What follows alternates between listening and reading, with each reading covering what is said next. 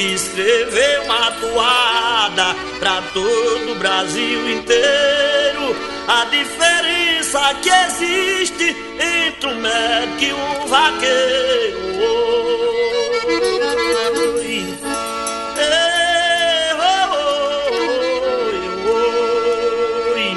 O vaqueiro sempre é pobre, o médico tem muita grana. O médico só bebe uísque, vaqueiro só bebe cana. O médico cheira perfume, o vaqueiro agita tirana. Médico anda de carrão, D20 Musolandau. Vaqueiro anda num burro, acuado e quartal.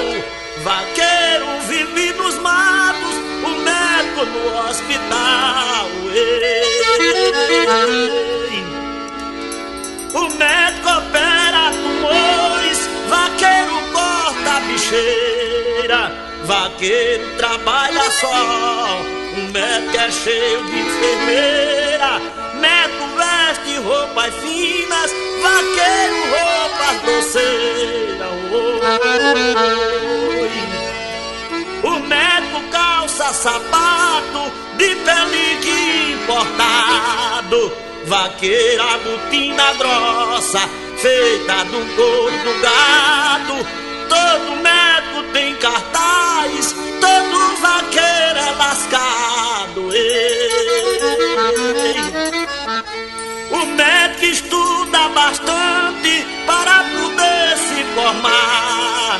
O vaqueiro que aprende é pegar boi e laçar.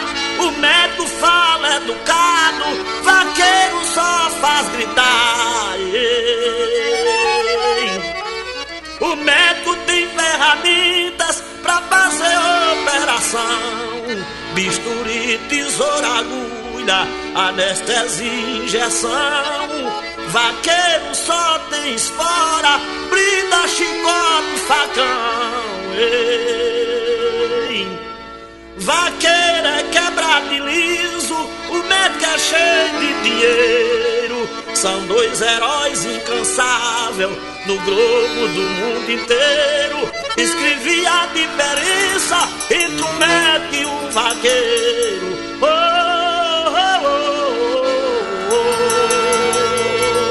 E aqui eu quero oferecer essa toada ao grande doutor Ronaldo lá em Parnamirim, no sertão pernambucano. Um abraço desse seu amigo galego aboiador.